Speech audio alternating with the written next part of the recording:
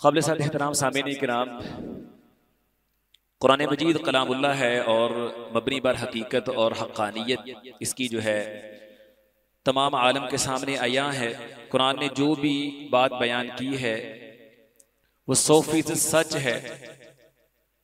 आसमान ख़त्म हो सकते हैं, ज़मीन शक हो सकती है, पहाड़ अपनी जगह छोड़ सकते हैं, लेकिन अल्लाह की बताई हुई बात में ज़र्रा बराबर भी शक नहीं किया जा सकता। उसमें ख़ता और गलती का इम्कान नहीं है। इंसान है वो अपनी नाक़िस अक्ल के तहत बाज़ औक़ात वहम का या शक व शुबे का शिकार हो जाता है, वगरना अल्लाह के कलाम में कोई ख़ता और गलती नहीं है। और कलामुल्लाह की हक़ानियत के मज़ाहिर गाहे गाहे हमें देखने को मिलते भी रहते हैं। अभी ये जो हमास और इसराइल की बाहमी जंग हुई है, जिसमें इबरत और नसीहत के कई पहलू हैं। सबसे कबल तो मेरी दुआ है कि अल्लाह ताला मज़लूम मुसलमानों की मदद फरमाए, अल्लाह ताला गैब से उनकी मदद फरमाए, अल्लाह अपने ख़ास लश्कर उनकी मदद के लिए भेज दे और अल्लाह इन यहूदो नसारा को ज़लीलो रुस्वा करे जो हमारे निहत्ते मुसलमान भाइयों को कत्ल कर रहे हैं और इसी तरह उन पे जुल्म व तशद्दुद कर रहे हैं। जुल्म की ऐसी तारीख रकम कर रही हैं जिसकी मिसाल नहीं है, लेकिन बिल आखिर जुल्म जुल्म है, जो बढ़ता है तो बिट जाता है और इंशाअल्लाह ये बिटेगा अल्लाह की रहमत से।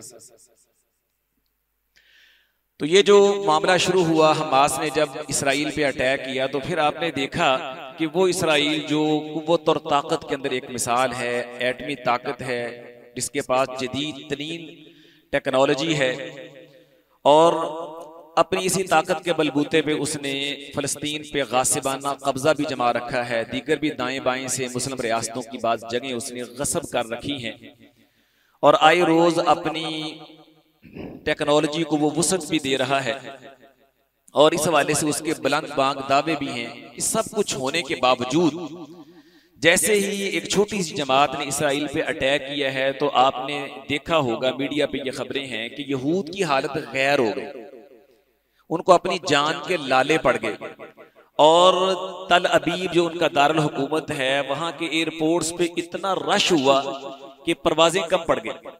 यानी ये सारे बदबख्त अपना मुल्क छोड़कर भागने के लिए तैयार हो गए, ठीक है, और उनको फ्लाइट्स मुयसर नहीं आ सकी, इसलिए वो बाहर नहीं जा सके, ठीक है।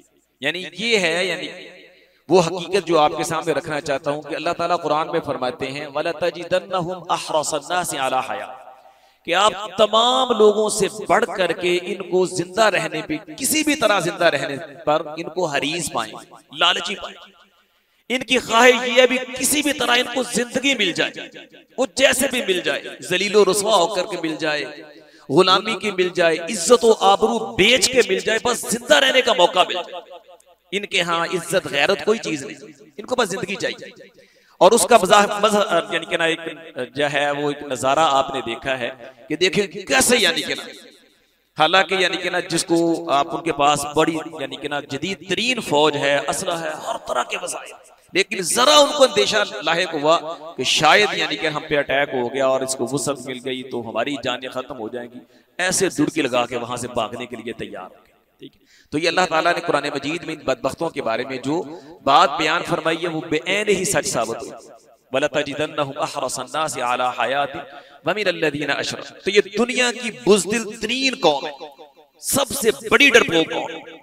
वो तो यानी कि ना आज यानी कि ना ईसाइयों और नसारा का शेल्टर इनको फराहम है, जिसकी वजह से भी अल्लाह ताला ने इसकी वजाहत कुरान मजीद के अंदर की है कि ये अल्लाह की तरफ से लानत याफ्ता है, अल्लाह की तरफ से इन पे गजब उतरा है, ठीक है। और कहीं इनको पनाह नहीं मिलेगी इल्ला बिहब्लिम मिनल्लाहि व हब्लिम मिनन्नास, दो सूरतों में इनको पनाह मिलेगी, ठीक है ना।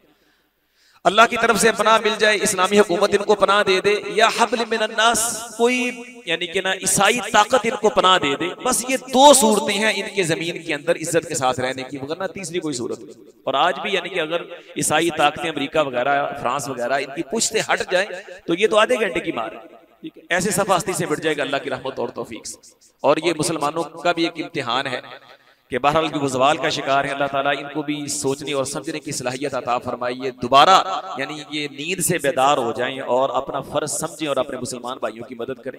अल्लाह ताला इनको तौफीक अता फरमाए। दूसरी बात जो आपके सामने अर्ज करना चाहता हूं कि ये बुज़दिली, ये डरपोकपन कब आता है? यहूद दुनिया की डरपोक तरीन और बुज़दिल तरीन कौम क्यों है? उसकी बड़ी वजह यह है इनका यानी अकीदे से इन्हिराफ, शिरक का इनके अंदर पाया जाए। आप देखिए अल्लाह ताला ने जब भी इनका तकाबुल किया है ना तो मुशरिकीन के साथ किया। ये सूरह बकरा की जो आयत मैंने आपके सामने पढ़ी है वहां भी अल्लाह फरमाती है वला तजिदन्नहुम अहरसन्नासि अला हया व मिनल्लज़ीना अशरकू, आप इनको सारी कायनात से बढ़ के जिंदा रहने का हरीस पाएंगे, हत्ता के मुशरिकों से भी बढ़ के, क्योंकि जो मुशरिकीन है ना उनको पता है हमारा सब कुछ दुनिया है, यहाँ से मर के आखिरत तो है कोई नहीं, मर के मिट्टी में मिक्स हो जाएंगे, सिलसिला खत्म। ठीक, लेकिन ये चूंकि कुछ ना कुछ अकीदा आखिरत रखते हैं इसलिए इनको अपने करतूतों का पता है। जो स्याकारियां दुनिया के अंदर कर रहे हैं इनको पता है मरने के बाद उसका अंजाम भुगतना है, इसलिए चाहते हैं चलो जो 4 दिन जिंदा रहने के मिल जाए वो बहरहाल उस अजाब से तो बेहतर है, इसलिए मुशरिकीन से भी ज्यादा ये जिंदा रहने की हरीस है, लालची। तो अल्लाह ने इनका कंपैरिजन तकाबुल मुशरिकीन के साथ किया।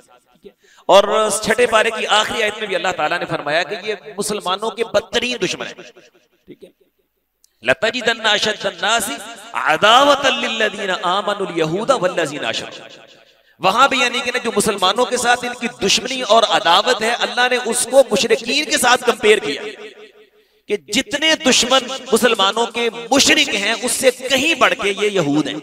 ठीक है, तो इनका तकाबुल अल्लाह ताला ने अहले शिरक के साथ किया है, यानी ये मुशरिकीन से भी 2 हाथ आगे हैं।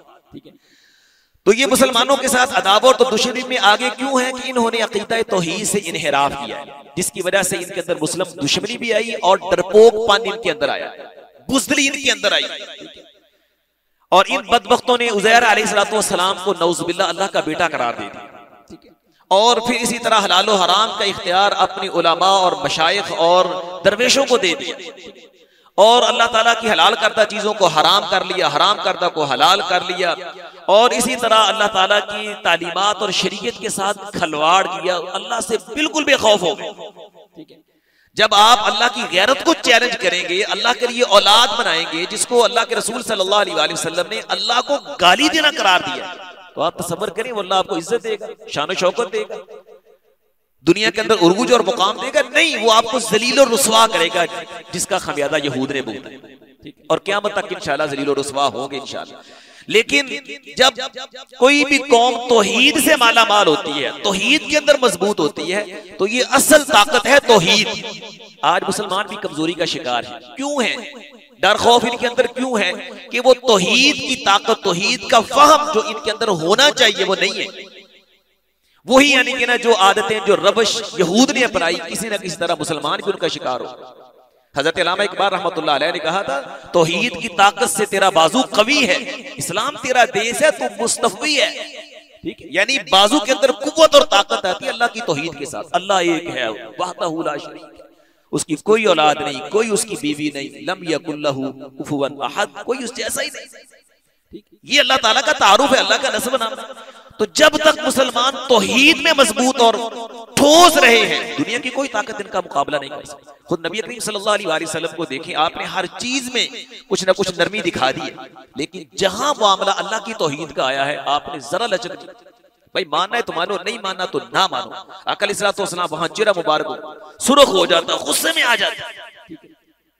और इसी यानी कि ना जहां किसी को सफीर बना के भेजा है, गवर्नर बना के भेजा है, जर्नैल बना के भेजा है, किसी यानी फौजी दस्ते का अमीर बना के भेजा है, तो सबसे पहला उसको जो मैसेज दिया है वो यही है कि अल्लाह की तौहीद को उनके सामने पेश कर।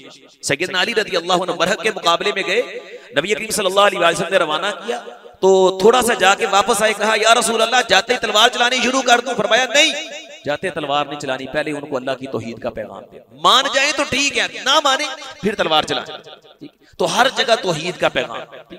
तो ये तौहीद, ये हमारी असल रूह है, ये हमारी असल ताकत है, ये हमारा हकीकी असला है। जब तक हम अल्लाह ताला के साथ मुखलस नहीं होंगे, अल्लाह की तौहीद का फाहम हासिल नहीं करेंगे, हम शिरक से, हर तरह के शिरक से ऐलाने बरात नहीं करेंगे, हम किसी को, वो बेजान है, वो जानदार है, वो खड़ा है, वो पड़ा है, ठीक है, वो कोई नेक है, कोई बद है, कोई भी है, जब हम मुकम्मल तौर पर, ठीक है, उनको अल्लाह ताला से अलग कर देंगे, उनको अल्लाह ताला की नामों में, अल्लाह की सिफात में, अल्लाह के हुकूक में, अल्लाह की ज़ात सिफात में शरीक नहीं करेंगे, तब जाके हमारा अकीदा खालिस और इखलास वाला होगा, फिर जाके हमारे उरूज का आगाज होगा इंशाअल्लाह। नबी करीम सल्लल्लाहु अलैहि वसल्लम ने सहाबा को यही असला दिया, अल्लाह की तौहीद के पहरेदार उस पे खड़े हो गए। उनके पास कौन सी टेक्नोलॉजी थी, कौन सी सुपर पावर उनकी पुश्त पे थी, कौन सा असला उनके पास था? यही था अल्लाह की तौहीद कि अल्लाह के सिवा किसी से डरना नहीं। इसलिए वो एक आदमी भी है तो सीना तान के खड़ा है, सीना से पर कोई उसका मुकाबला करने के लिए तैयार नहीं। कुफार जो है जंगे बदर के अंदर ललकारते हैं, दावतें मुबारज़त देते हैं, सहाबाए किराम रज़ी अल्लाह अन्हुम हटते हैं, सामने जाके खड़े हो जाते हैं। कौन सी ताकत थी उनके पास? अल्लाह की तौहीद की कि अल्लाह एक है, उसके सिवा कोई माबूद नहीं। आज अगर हम उसके दीन की सरबुलंदी के लिए आए हैं, सारी दुनिया हमारे मुखालिफ हो जाए, कोई हमें शिकस्त नहीं दे सकता। फिर तारीख ने देखा वो 313 हजार से टकरा गए और फिर उनको ऐसी शिकस्त दी कि दुनिया जो है आज भी उसको मानती। तो मोहतरम भाइयों, बताने का मकसद ये है कि हमारे बहुत सारे मसाइल हैं, हमें यानी कि ना बहुत सारे मामलात वो हमें दरपेश हैं, ठीक है, लेकिन उनमें सबसे सरफहरिस्त आपका अकीदा है, ठीक है। अगर आप चाहते हैं आप दुनिया के अंदर एक मजबूत कुव्वत बन के सामने आए, आप दुनिया के ऊपर गलबा हासिल करें, ठीक है, तो उसमें जहां आपने दीगर वसाइल हासिल करने हैं, ठीक है, वो जरूरी है, लेकिन उससे बढ़ के असल जो आपकी कुव्वत, ताकत और पावर है वो अल्लाह ताला की तौहीद है। अल्लाह को एक मान, सारे अंबिया अल्लाह ताला ने इसी के लिए भेजे। आप कुरान मजीद में नबी करीम अंबिया किराम अलैहिस्सलातु वस्सलाम की दावत पढ़े, हर नबी ये कहता है या कौम इब्दुल्लाह मा लकुम मिन इलाहिन गैरु, ऐ मेरी कौम एक अल्लाह की बंदगी करो, उसके सिवा तुम्हारा कोई माबूद नहीं। खुद नबी करीम सल्लल्लाहु अलैहि वसल्लम ने यही दावत दी और इसी वजह से नबी करीम सल्लल्लाहु अलैहि वसल्लम को बड़ी मुखालफत का सामना करना पड़ा और बड़ी अज़ियतें, तकलीफें, इज़ाएं, मसाइब आपको बर्दाश्त करना पड़ा। तो अगर आज इसके अंदर हम कमजोर होंगे, हमारा अकीदा वो वाला नहीं होगा जो रसूलुल्लाह सल्लल्लाहु अलैहि वसल्लम ने दिया, जो तारुफ आपने अल्लाह का पेश किया और जो अकीदा अपनाने की आपने हमें तलकीन की, अगर वो वाला नहीं होगा, ठीक है, तो फिर यानी ना माजरत के साथ शायद हम वो उरूज, गलबा और तरक्की हासिल न करें। इसलिए सबसे पहले हमारा फर्ज ये बनता है कि हम अपने अकीदे का जायजा लें, हम अल्लाह की तौहीद का फहम हासिल करें और अल्लाह ताला की ज़ात में, सिफात में, अस्मा में, हुकूक में किसी को भी शरीक ना करें। अल्लाह वाली सिफतें, अल्लाह वाले हुकूक किसी को ना दे। हम माने मेरा अल्लाह एक है, वो अपनी ज़ात में यकता और अकेला है, वो अपनी सिफात में यकता और अकेला है, वो अपने हुकूक में यकता और अकेला, कोई उसका शरीक नहीं। जो सिफात उसकी है वो उसी की हैं और किसी की नहीं, उसका कोई सिफारिशी नहीं है, वो किसी के आगे मजबूर नहीं है, वो किसी की सिफारिश मानने का पाबंद नहीं है। वो मानने पे आए तो शैतान की भी मान ले, ना मानने पे आए जो बात उसकी हिकमत के खिलाफ हो, वो अपने प्यारे पैगंबर की भी ना माने। ये मेरे अल्लाह ताला का तारुफ है। खुद नबी करीम सल्लल्लाहु अलैहि वसल्लम ने अल्लाह के सामने कुछ इल्तिजाएं की, अल्लाह ताला ने कुछ मान ली और कुछ को अपनी हिकमत के तहत अल्लाह ताला ने नहीं माना, कबूल नहीं किया। बताया क्या है कि अल्लाह अपने हर मामलात के अंदर आजाद है। ये है मेरे अल्लाह ताला का तारुफ। तो ये हमें अल्लाह का तारुफ हासिल करके अल्लाह के साथ अपने ताल्लुक को मजबूत करना है। और जब ये हमारा ताल्लुक हो गया, हमारे अंदर ये फहम आ गया और उसके ऊपर हम खड़े हो गए, तो फिर इंशाअल्लाह दुनिया की कोई ताकत हमारा मुकाबला नहीं कर सकेगी। जिस तरह हर आने वाला दिन सहाबाए किराम रज़ी अल्लाह अन्हुम को उरूज और तरक्की बख्शने वाला था, इस तरह हर आने वाला दिन हमारी भी इज्जत और फतह की नवीद लेके आएगा इंशाअल्लाह। अल्लाह ताला हमें इसकी तौफीक अता फरमाए।